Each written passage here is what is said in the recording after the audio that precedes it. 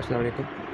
पिछली वीडियो में हमने पढ़ा था डाइजेस्टिव सिस्टम का। हमने एक बेसिक सा ओवरव्यू दिया था कि डाइजेस्टिव सिस्टम होता क्या है और हमें फूड की ज़रूरत क्यों पड़ती है, और कुछ बेसिक टर्म जैसे इंजेशन, डाइजेशन, एब्जॉर्प्शन, एसिमिलेशन और इजेशन वगैरह पढ़ी थी। आज हम एलिमेंट्री कनाल, जिसको हम गट भी कहते हैं, जिसको हम डाइजेस्टिव ट्रैक्ट भी कहते हैं और जीआई ट्रैक्ट भी करते हैं, इसके बारे में आपको बताता हूँ। इसका हम एक ओवरव्यू ब्रॉड सा लेंगे कि ये है क्या, इसके पार्ट्स क्या हैं, और इसका थोड़ा सा कॉन्सेप्ट। फिर उसके बाद जब आपकी बुक डाइजेशन के पूरे प्रोसेस को समझाएगी ना कि खाना किस तरह हज़म होता है, कौन कौन सी चीज़ें, क्या क्या कंट्रीब्यूशन होती है, कौन कौन से एंजाइम्स यूज़ होते हैं, तो हम इनको बहुत डिटेल से पढ़ेंगे। लेकिन अभी हमने एक जर्नल सा, इसका एक ब्रॉड सा एक ओवरव्यू लेना है, एक बर्ड्स आई व्यू, ताकि हम थोड़ा फेमिलियर हो जाए टर्म्स वगैरह के साथ। तो ये जो मैं आपको पढ़ा रहा हूँ, ये मैं national book foundation class 10th की बुक से करवा रहा हूँ, और इसके अंदर मैं सिर्फ बुक वाली चीज़ें एक्सप्लेन करूँगा, एक्स्ट्रा कुछ भी नहीं एक्सप्लेन करूँगा।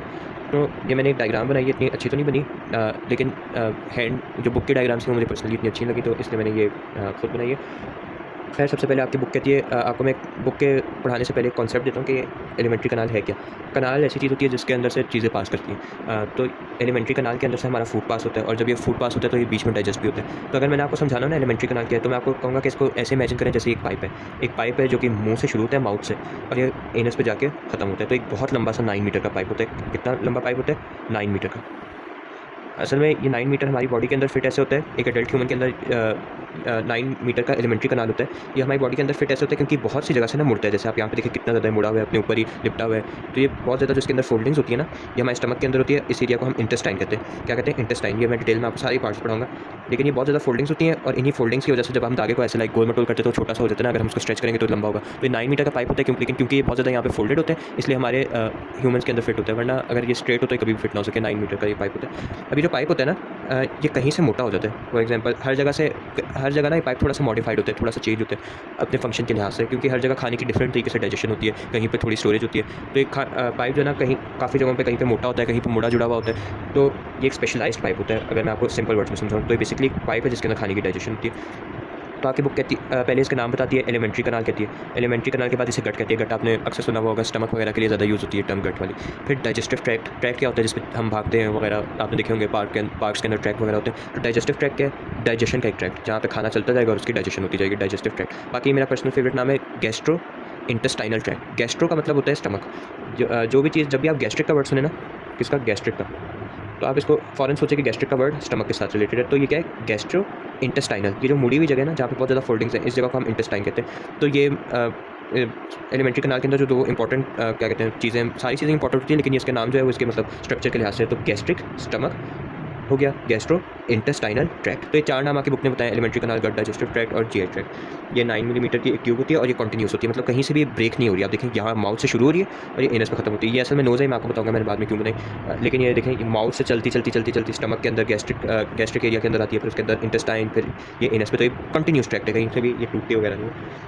और ये अपने काफ़ी जगहों पे स्पेशलाइज है, जैसे यहाँ पे मोटी हुई भी है और यहाँ पे मुड़ी हुई है। तो ये स्पेशलाइज्ड एक पाइप की तरह है। मैं इसको पाइप नहीं कहूँगा क्योंकि थोड़ा वल्गर सा होता है, तो अब से मैं इसको एलिमेंट्री कनाल कहूँगा, लेकिन आप इसको एक पाइप की तरह समझ सकते हैं एक, अगर आपको बिल्कुल भी आइडिया नहीं कि क्या चीज़ है। It is lined internally by mucus membrane. तो ये एक इंपॉर्टेंट सी बात है कि जितनी भी पाइप है ना, फॉर एग्जाम्पल अगर मैं यहाँ पे एक सिंपल से गैस्ट्रोइंटेस्टाइनल ट्रैक्ट बनाऊँ, एक टेढ़ा मेढ़ा सा पाइप गैस्ट्रोइंटेस्टाइनल ट्रैक्ट बनी है, लेकिन अगर ये ट्यूब बनाऊँ ना, तो इसके अंदर जो मैं ब्लू से बना रहा हूँ ना, ये क्या है? Mucus membrane. क्या है? Mucus membrane. असल में इसका मकसद क्या है? म्यूकस मेम्ब्रेन जो होती है ना, समझे एक थैली की तरह होती है, और ये म्यूकस सिक्रीट करती है। क्या सिक्रीट करती है? म्यूकस। तो ये क्या है? Mucus membrane. और ये क्या सिक्रीट करती है? ये सिक्रीट करती है, यहाँ पे जो मैं डॉट डॉट से बना रहा हूँ, ये सिक्रीट करती है म्यूकस। और ये पूरे ट्रैक्ट के अंदर, पूरी एलिमेंट्री कनाल के अंदर म्यूकस होता है, म्यूकस मेम्ब्रेन की वजह से। अब इसका मकसद क्या है? इसका मकसद जो होता है वो असल में होता है प्रोटेक्शन। क्या होता है? प्रोटेक्शन। हमारे जब खाने की डाइजेशन होती है ना, तो ये फूड पार्टिकल है बड़ा सा, इस पे बहुत सारे एंजाइम्स एक्ट करते हैं, और ये फूड पार्टिकल जो है ना, इस पे बहुत सारे एंजाइम्स जो है ना वो एक्ट करते हैं, और ये खाने के छोटे छोटे पार्टिकल्स बना देते हैं ताकि हमारी बॉडी के सेल्स इसको एब्जॉर्ब कर सकें। छोटे छोटे से पार्टिकल्स हैं। अभी जो फूड के लार्ज पार्टिकल स्मॉल में टूट रहे हैं, एंजाइम की मदद से टूट रहे हैं, लेकिन अगर ये एंजाइम्स ऐसे ही हमारी ट्रैक्ट के अंदर रिलीज हो जाएंगे ना, गट के अंदर या डाइजेस्टिव ट्रैक्ट, एलिमेंट्री कनाल के सारे के नाम एक ही चीज़ के मुख्तलिफ नाम है, अगर ये एंजाइम्स वैसे ही रिलीज हो जाएंगे ना, तो ये हमारी एलिमेंट्री कनाल को ही डाइजेस्ट कर देंगे। तो असल में ये म्यूकस क्या करता है? म्यूकस मेम्ब्रेन म्यूकस सिक्रीट करती है, और ये म्यूकस क्या करता है? ये हमें प्रोटेक्शन देता है। क्या देता है? प्रोटेक्शन। किस चीज़ से प्रोटेक्शन देता है? ये हमें एंजाइम से प्रोटेक्शन देता है, ताकि एंजाइम सिर्फ फूड डाइजेस्ट करें, हमारे ट्रैक्ट को ही डाइजेस्ट ना करें। तो यही आपके बुक के अंदर एक ओवरव्यू लिखा हुआ है। फिर उसके बाद सारी चीज़ों के बारे में थोड़ी डिटेल लिखी है, वो मैं आपको बताता हूँ। सबसे पहले आपकी बुक माउथ के बारे में बता रही है। ये मैंने माउथ बनाया है यहाँ पे। अगर मैं इसको लेबल करूँ तो यहाँ पे कर देता हूँ ताकि यहाँ गंदा बचे। तो ये क्या है? Mouth, MOUTH, mouth. माउथ जो होती है वो एक्सटर्नल ओपनिंग होती है। एक्सटर्नल ओपनिंग का मतलब ये देखिए, जब आप किसी बंदे को सामने से देख रहे होंगे या किसी को भी देख रहे होंगे तो जो उसके लिप्स वगैरह होते हैं वो जब बात करते हैं तो ऐसे एक ओपनिंग होती है जिसके अंदर जब हम खाना खाते हैं तो जाहिर सी बात है अपने मुंह से खाते हैं। तो माउथ क्या है, सिंपली एक एक्सटर्नल ओपनिंग है। एक्सटर्नल बाहर की तरफ से एक ओपनिंग है, और ओपनिंग किस चीज़ की, इस ट्यूब की ओपनिंग है, एलिमेंट्री कनाल की ओपनिंग है।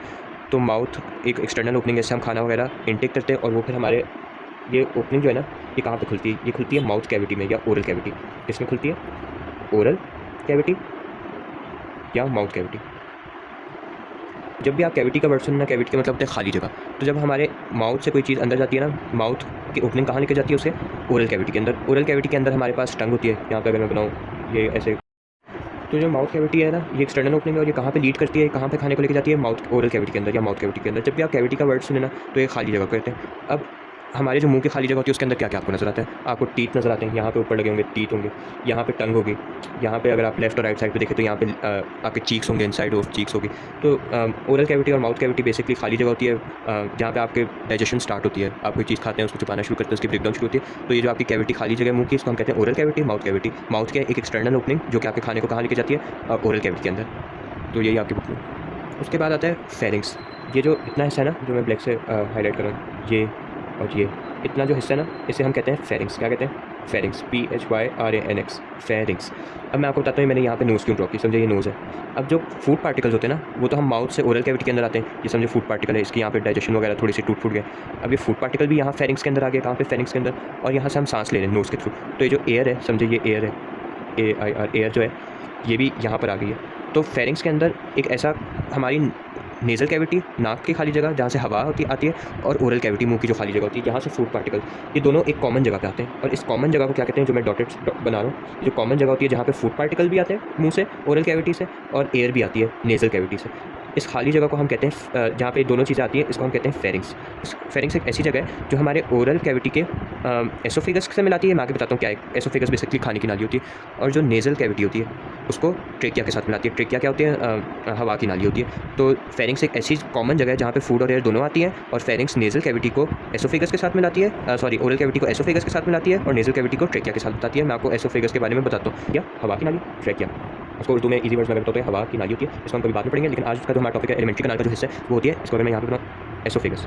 एसोफेगस, एसोफेगस क्या है, खाने की नाली। अक्सर मैं आपको बताया था कि जो समझे ये दो पेन है ना, तो एसोफेगस जो खाने की नाली होती है ना, वो ट्रेकिया के पीछे होती है। समझे ये एसोफेगस है, एसोफेगस खाने की नाली है ना। तो अगर हम एक बंदे को सामने से देख रहे हैं ना, तो ये सामने हमें उसकी ट्रेकिया नज़र आएगी, और उसके पीछे, उसके पोस्टीरियर पीछे की साइड पर हमें ट्रेकिया नज़र आएगी।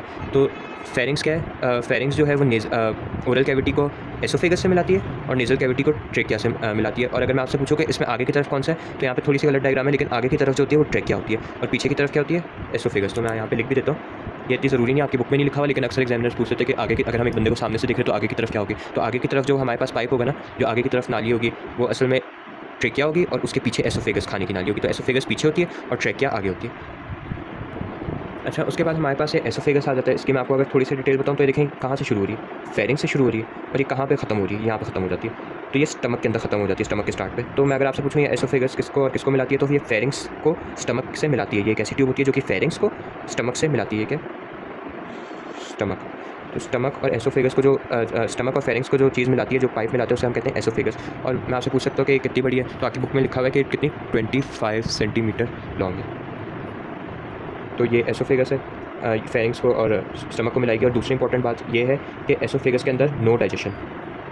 असल में हमारे तकरीबन हर पार्ट के अंदर डाइजेशन होती है, लेकिन एसोफेगस एक ऐसा पार्ट है जिसके अंदर डाइजेशन नहीं होगी। तो इसका मकसद सिर्फ ये होता है कि जो हमारा खाना मुंह से आ रहा है ना, वो फेरिंग्स के अंदर आएगा, तो फेरिंग्स से फिर वो एसोफेगस के अंदर जाएगा, तो फेरिंग्स को और स्टमक को आपस में मिलाती है। इसका काम ये होता है। और इसके अंदर असल में मैं आपको थोड़ी डिटेल बता रहा हूँ, जो कि अभी बुक में नहीं है, आगे जाकर पढ़ेंगे। हमारे जब खाने के अंदर सलाइवा लग जाता है ना, सलाइवा के अंदर एंजाइम्स होते हैं, उसकी ब्रेकडाउन करते हैं खाने की। तो यहाँ पर सिर्फ वही सलाइवा को थोड़ा टाइम मिलता है कि वो खाने की ब्रेकडाउन करे। तो इसके अंदर एसोफेगस के अंदर ऐसा कोई डाइजेशन नहीं होती आपकी बुक कह रही है, लेकिन जो माउथ के अंदर थूक लग जाता है ना सलाइवा, उसके अंदर एंजाइम्स होते हैं, जिसकी वजह से डाइजेशन जो हो रही होती है वो कंटिन्यू रहती है एसोफेगस के अंदर।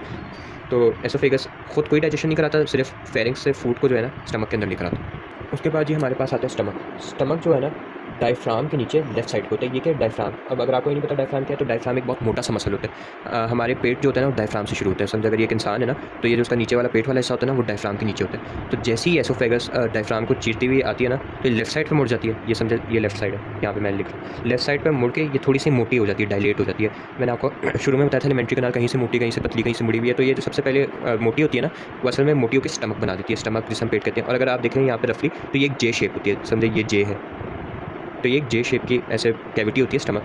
ये कहाँ पे लोकेटेड होती है? डायफ्राम के नीचे लेफ्ट साइड पे।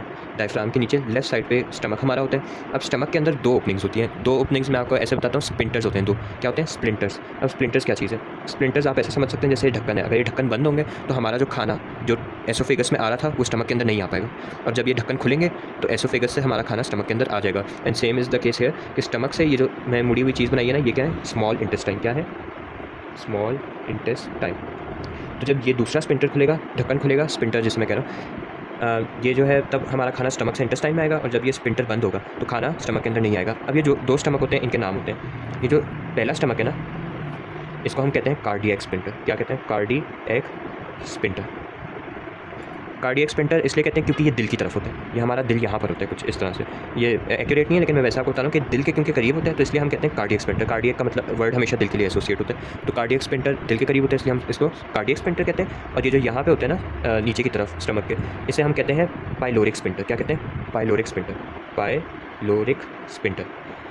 तो ये दो स्पिंटर हैं स्टमक के अंदर। स्टमक लेफ्ट साइड पे है और ये एक डायलेटेड जे शेप ऑर्गन है। और क्या कहते हैं, इसके अंदर बस ये डायफ्राम के नीचे लेफ्ट साइड पे जे शेप का ऑर्गन है। इसके अंदर दो स्पिंटर हैं, एक कार्डियक स्पिंटर है जो कि दिल के करीब है ऊपर की साइड पे, और जो नीचे की साइड पे उसे हम पाइलोरिक स्पिंटर कहते हैं। स्पिंटर का काम क्या? अगर ये बंद होंगे तो खाना एसोफेगस से स्टमक के अंदर नहीं आएगा, और अगर ये खुले होंगे तो स्टमक से एसोफेगस से स्टमक में खाना आ जाएगा। और अगर पाइलोरिक स्पिंटर बंद होगा तो खाना स्टमक से इंटेस्टाइन में नहीं जाएगा, और जब ये खुला होगा तो खाना स्टमक से इंटेस्टाइन में जाएगा। तो ये स्टमक के बारे में आपकी बुक ने लिखा। उसके बाद आपकी बुक स्मॉल इंटेस्टाइन के बारे में बता रही है। उसके बाद आपकी बुक स्मॉल इंटेस्टाइन के बारे में बता रही है। जब देखेंगे स्टमक से पाइलोरिक स्पिंटर से जब अब फूड है ना, वो आएगा हमारे स्मॉल इंटेस्टाइन में। बहुत मुड़ी मुड़ी सी होती है, इसके अंदर बहुत सारे फोल्ड होते हैं। तो ये हमारा स्मॉल इंटेस्टाइन है सारा एरिया। और स्मॉल इंटेस्टाइन के हमारे फर्दर 3 पार्ट्स होते हैं। इन 3 पार्ट्स को मैं आपको याद करना सिखाता हूँ। जैसे शादियों में डीजे होते हैं ना, तो आप यहाँ पर लिखें डी, उसके बाद लिखें जे, और ये जे को आधा करेंगे तो ये क्या बनता है? आई। तो ये क्या है? डियोडिनम। डियोडिनम। उसके बाद आता है जिजिनम, जिजिनम, और फिर इलियम। ये हमारा स्मॉल इंटेस्टाइन है। देखें जब खाना स्टमक से जो है वो स्मॉल इंटेस्टाइन के अंदर आते हैं। स्मॉल इंटेस्टाइन बहुत मुड़ी हुई, बहुत सारी फोल्डिंग्स होती हैं। तो आप देख सकते हैं काफ़ी फोल्डेड सी जगह होती है। अब आपकी बुक बता रही है जो स्मॉल इंटेस्टाइन होते हैं ना, इसके 3 पार्ट्स होते हैं। इसके मैं आपको ट्रिक बताता हूँ याद करने की। आप शादी वगैरह के अंदर डीजे होते हैं ना, तो डी जे, और अगर आप इस जे को आधा करेंगे तो ये आई बन जाएगा। तो डी से डियोडिनम, जे से जिजिनम, और आई से इलियम। तो ये इसके 3 पार्ट्स होते हैं। जो स्टार्टिंग का पार्ट होता है ना उसको हम डियोडिनम कहते हैं, फिर उसके बाद जो आता है वो जिजिनम होता है, और उसके बाद जो आता है वो इलियम होता है। तो ये स्मॉल इंटेस्टाइन है। अब इसे एक स्मॉल इंटेस्टाइन है ये वाला, और ये जो मैंने ऐसे बनाया ना ये ब्लैक से, ये लार्ज इंटेस्टाइन है। इससे स्मॉल और इससे लार्ज क्यों कहते हैं? इससे स्मॉल क्यों इसलिए कहते हैं क्योंकि इसका जब हम ऊपर से देखते हैं ना, समझिए मैंने यहाँ से ऐसे काट दिया और मैं अब आपको ये ऊपर से दिखा रहा हूँ। यहाँ से मैंने स्मॉल इंटेस्टाइन काटे और मैं उसके पाइप को ऐसे रोटेट करके आपको दिखा रहा हूँ। तो जो स्मॉल इंटेस्टाइन होगा ना उसका डायमीटर जो है ना वो स्मॉल होगा, जबकि लार्ज इंटेस्टाइन का जो डायमीटर होता है ना वो लार्ज होता है। तो ये बेसिक इनके अंदर डिफरेंस है। स्मॉल इंटेस्टाइन का डायमीटर जो होता है वो स्मॉल होता है, और लार्ज इंटेस्टाइन का जो डायमीटर होता है ना अगर हम ऊपर से देखें तो वो लार्ज होता है। पाइप का डायमीटर, पाइप्स आप एक सिंपली एलिमेंट्री कनाल को पाइप से समझ सकते हैं जैसे मैं बताता। तो स्मॉल इंटेस्टाइन के आगे कितने पार्ट हैं? 3 पार्ट, डियोडिनम, जिजिनियम और इलियम। कैसे याद रख सकते हैं? डी जे और जे को आधा करेंगे तो आई, तो डी से डियोडिनम, जे से जिजिनियम और आई से इलियम। अब इसके अंदर जो डिडेनम होता है ना ये 20 से 25 सेंटीमीटर लॉन्ग होता है। कितना लॉन्ग? 20 to 25 centimetre long. यहाँ पे जो लेंस है ना वो मैं आपको एक दफ़ा रिवाइज कर दूँ, 25 सेंटीमीटर लॉन्ग ये एसोफेगस होता है, और डियोडिनम भी 20 से 25 सेंटीमीटर लॉन्ग होता है। और वैसे पूरी हमारी एलिमेंट्री कनाल कितनी लंबी होती है? 9 मीटर। तो ये आपने लेंस थोड़ी याद रखनी है। जिजेनम जो होती है वो 2.5 मीटर लॉन्ग होती है, और इलियम जो है वो 4 मीटर्स लॉन्ग होती है। तो सबसे लार्जेस्ट लंबी सबसे कौन सी है? वो इलियम है। और सबसे छोटी कौन सा पार्ट है? डियोडिनम। डियोडिनम कितना है? 20 से 25 सेंटीमीटर लॉन्ग। जिजेनम क्या है? 2.5 मीटर लॉन्ग, और इलियम क्या है? 4 मीटर लॉन्ग। तो ये आपने याद रखनी है। बाकी इसके अंदर आपके बुक के अंदर थोड़ी डिटेल लिखी हुई है, वो हम जब आगे पढ़ेंगे ना तो मैं आपको तब समझाऊंगा, क्योंकि अगर मैं आपको समझाऊंगा तो अभी कंफ्यूज हो जाएगा। अभी आपका प्रॉपर जो फोकस होना चाहिए वो ये कि इसके साथ क्या क्या एलिमेंट्री कनाल के क्या पार्ट्स हैं। बाकी जब मैं आपको डिटेल में डाइजेशन समझाऊंगा फिर मैं आपको बताऊंगा कि डियोडिनम के अंदर और बहुत सारी डक्ट्स आती हैं, बहुत सारी नालियाँ आती हैं, वो एंजाइम्स लेकर आती हैं और वो डियोडिनम के अंदर अपने एंजाइम डाल देती हैं, फिर खाने की डाइजेशन होती है। लेकिन अभी मैं उसको स्किप कर रहा हूँ क्योंकि वो फिर आपके लिए कंफ्यूजिंग हो जाएगा। लेकिन अभी तक हमने कौन कौन से पार्ट पढ़े? सबसे पहले हमने, अगर मैं यहाँ पे आपको बताऊँ, माउथ पढ़ा। माउथ ओपनिंग होती है एक्सटर्नल, फिर उसके कहाँ पे आ जाता है खाना? हमारे ओरल कैविटी के अंदर, मुंह की जो खला होती है उसके अंदर। फिर उसके बाद हमारा खाना आ जाता है फेरिंग्स के अंदर। फेरिंग्स के अंदर हवा भी आती है, खाना भी आता है, क्योंकि नोज़ भी इसके साथ कनेक्ट होती है, नेज़ल कैविटी। और खाना फेरिंग्स से फिर कहाँ चला जाता है? एसोफेगस के अंदर। एसोफेगस, एसोफेगस कहाँ पे होती है? ट्रेकिया के पीछे होती है। ट्रेकिया हवा की नाली होती है, एसोफेगस खाने की नाली होती है, खाने की नाली हवा की नाली के पीछे होती है। एसोफेगस इज़ बिहाइंड और पोस्टीरियर टू ट्रेकिया। फिर उसके बाद एसोफेगस जो है वो स्टमक के अंदर खुलती है। स्टमक क्या है, इसके अंदर 2 स्पिंटर होते हैं, अपर कार्डियक स्पिंटर जो दिल के नज़दीक होता है, लोअर स्पिंटर जो पाइलोरिक स्पिंटर में आपको होता है। स्पिंटर को आप एक कैप की तरह से समझ सकते हैं। और जो है स्टमक होता कहाँ पे, ये अगर हमारे डायफ्राम में एक मसल होता है उसके बिलो और लेफ्ट साइड पे होता है। और उसके बाद स्टमक कहाँ पे खुलता है? स्टमक जो है वो स्मॉल इंटेस्टाइन में खुलता है, स्मॉल इंटेस्टाइन। और फिर मैंने आपको स्मॉल इंटेस्टाइन के 3 पार्ट बताए, ड्यूडेनम, जिजीनियम और